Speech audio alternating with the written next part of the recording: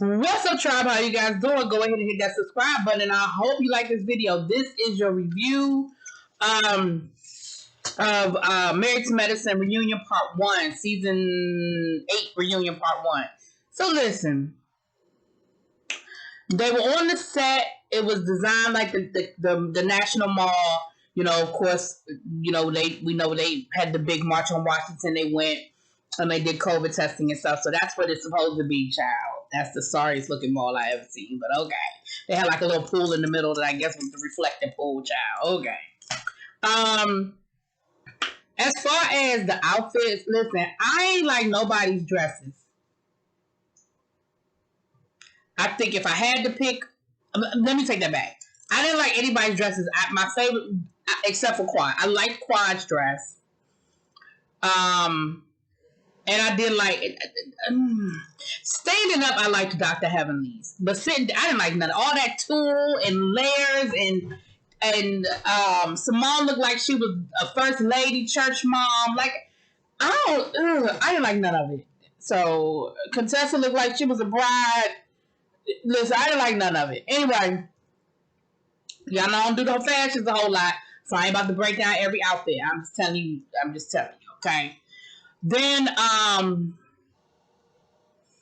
so we start this off, and they talked about how hard it was to shoot this during COVID, and how different it was to shoot it during COVID. And so, of course, we had to see all the different scenes of all the different precautions they had to take to film during COVID and so forth and so on, okay? Then we got to Anila, because she was the new kid on the block. And, of course, we had to go through the whole thing with her and Toya, and the argument with her and Toya, and how they were friends, but they not friends, and child, you know, all of that extra.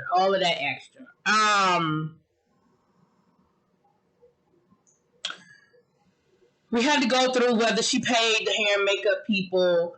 Now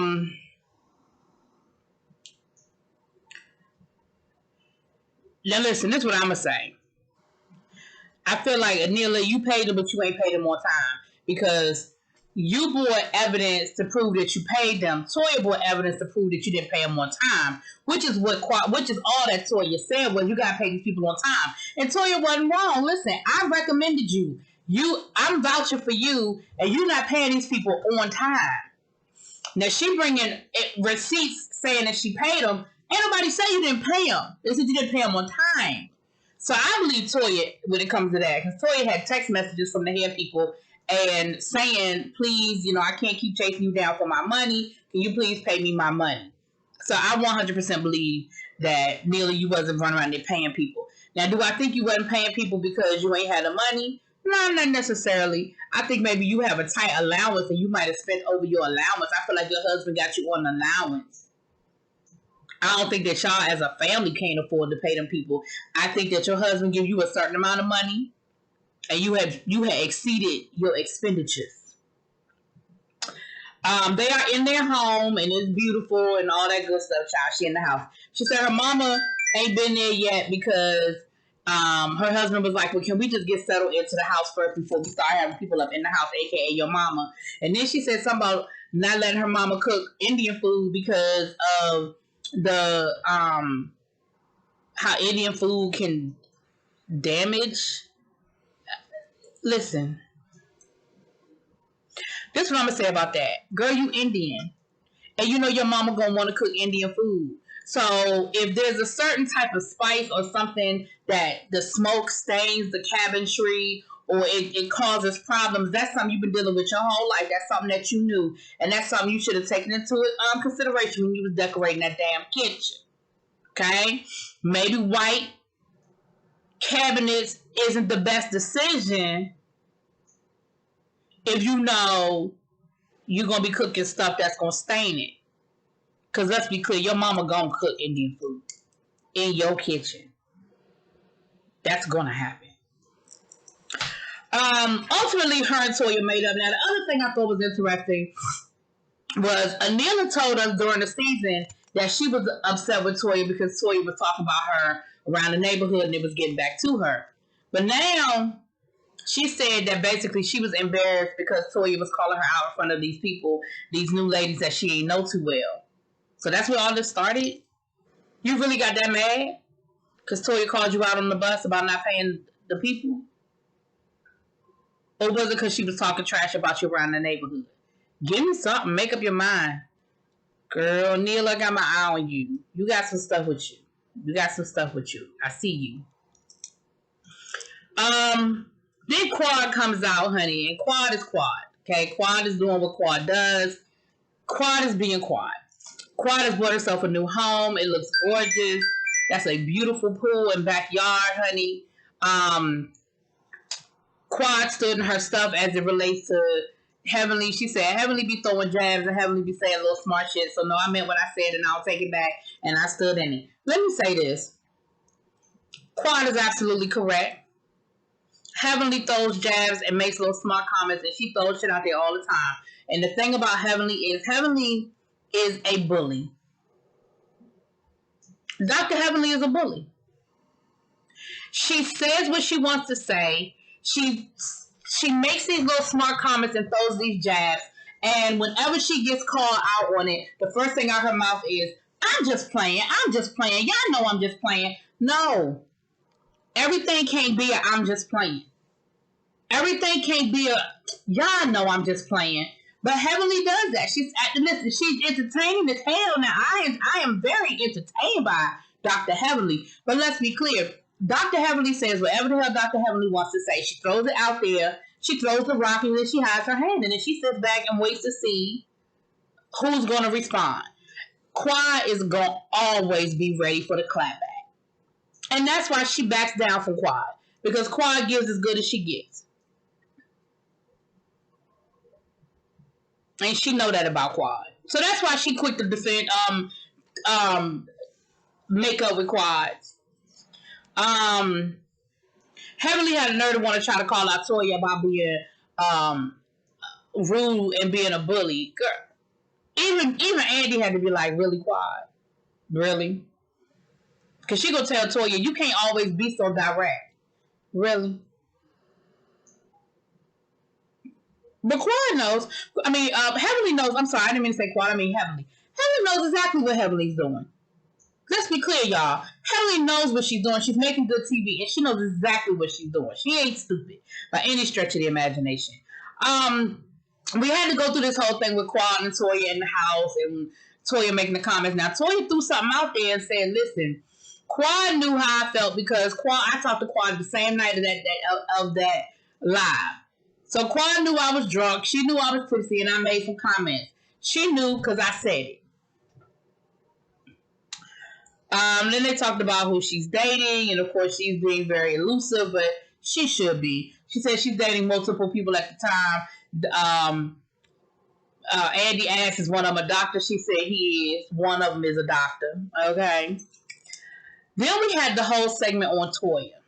Listen.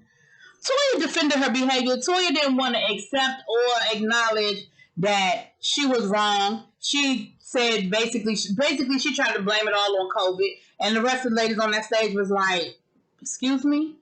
Like, not only have we all been dealing with COVID, but we've been on the front lines. And like everybody in this room was on the same front lines that you and your husband were on. And then, Toya tried to say, well, my husband is the only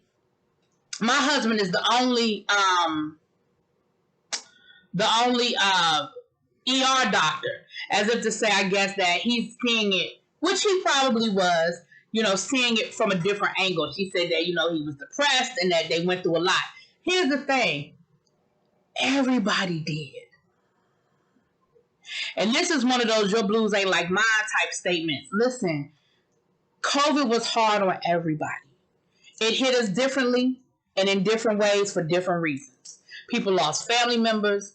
People lost friends. People were sick themselves, didn't know whether they were going to live or die. And as doctors and as family members of doctors, we know that y'all had it from a different angle. But for you to excuse your behavior because of COVID, because of what y'all were going through with COVID, no ma'am. No ma'am. And Toya's behavior can be summed up in what Dr. Jackie said. Dr. Jackie said, We just want some accountability. And accountability looks like this. I'm sorry for my behavior because ... Now, Simone kept jumping in and defending Toya, and Simone kept saying, tell them what was wrong. Tell them what was wrong. And Toya did get very emotional, and she was crying and stuff, and she was like, I don't know. And Simone was like, you do know. Just say it. So clearly there have been some conversations that Toya has had with Dr. Simone as it relates to, as it relates to,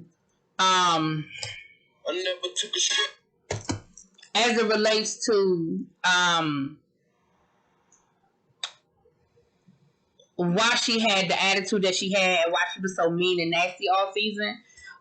At the end of the day, though, I really think it's what I said. Toya doesn't know how to articulate it because Toya doesn't know, because at the end of the day, Toya's not happy. Toya's not happy. They talked about the house, and basically her only reason for saying that she was selling the house was because everybody in their neighborhood was making good profits off of their homes. She's like, well, they're making $1 million profit. I don't want to believe that they're that naive to think that they're going to walk away with $1 million profit. You have to know that you haven't been living in your house that long. You have to know that fees and all those other things that come into play are going to eat up whatever profit you think you're getting ready to make. And for you to turn around and then go buy another house. Like, she said, well, I want to be closer to my kids' school, and I want to do this, and I want to do that, and da-da-da-da-da. And I'm like, girl, I don't believe you that naive. I really don't believe that. I believe there's just much more there. There's just much more there that we're just not knowing, we're not privy to. So then we get around to Contessa and Scott and the marriage situation. The lady said we're confused because during the season, this happened. But then as soon as the season was over, they was on vacation. So we don't really know what's going on because we get mixed signals from them. So Contessa sort of got defensive and was like, well, we have kids. And, you know, we want to take our kids on vacation. And what are we supposed to do? We're not supposed to travel. We're not supposed to, you know, take our kids on vacation because of this. And then she went on to say, well, so what, am I supposed to just be mad all the time? I'm just supposed to be mad all the time. I'm not supposed to have any fun. We just supposed to be all the way, always angry. And the lady was trying to tell Contessa to hold him accountable. And she was like, but I've tried, but he won't listen, but he won't do it, but he won't change. And they brought up the example of what happened with Simone and Cecil. And Simone was like, listen, I told Cecil for 5 years that I didn't like this particular person, his little golf buddy. And it took me filing for divorce for him to understand that I was serious. Because he heard me, but he didn't hear me. He heard me, but he didn't listen. He heard me, but he didn't act. And until I filed for divorce,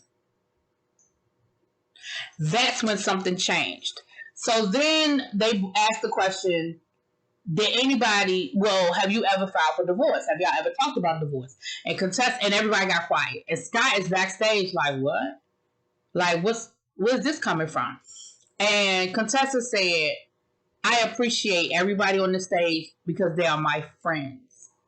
But everybody on this stage can answer that question. And so Andy was like, okay, well, does somebody want to answer the question? And that damn Quad said, yes, we can.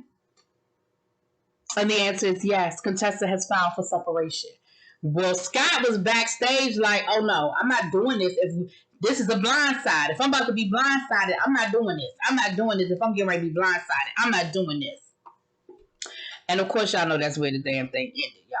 So next week, I guess we're going to get the next part, honey. And then the week after that, I guess we're going to get the part after that.